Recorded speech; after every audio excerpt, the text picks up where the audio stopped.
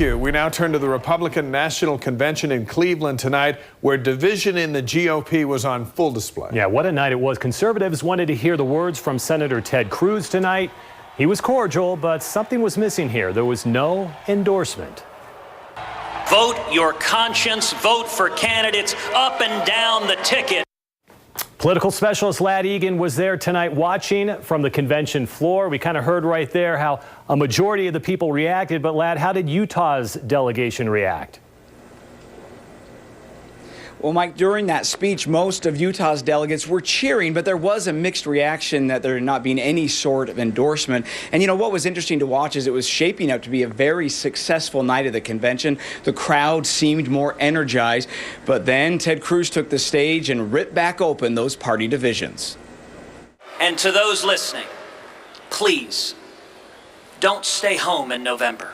In a speech that sometimes hinted at some support, Ted Cruz ended up withholding any backing of Donald Trump.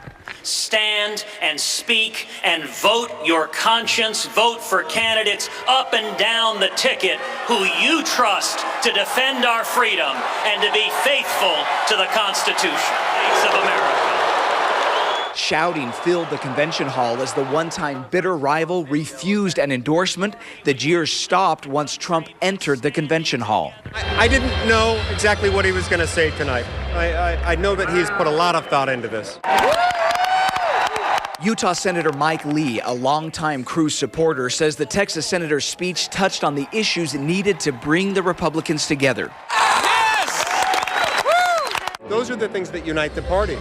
And those are the things that Donald Trump could use to unite the party, and I'd love to see him do that. I don't think it was a smart move. Other Utah delegates thought Cruz should have at least acknowledged Trump, like other former rival Marco Rubio did in a videotaped message. I was surprised. It seemed odd to me that he wasn't willing to even mention the nominee. I mean, we're here at convention.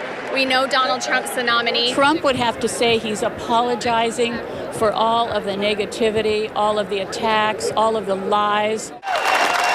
But those Utah delegates true to Cruz in the end say Trump needs to make things right before Utah Republicans and Cruz can get on board. If he were, God forbid, the next president, he would crush Utah every chance he got because we were for Ted Cruz, and that's the way he rolls. Questions tonight about the management of Trump's campaign and why they would have asked Cruz to speak in such a headlining role if he wasn't prepared to offer any sort of endorsement. And Mike, you know, Cruz being booed off the stage certainly overshadowed that debut speech from vice presidential running mate Mike Pence.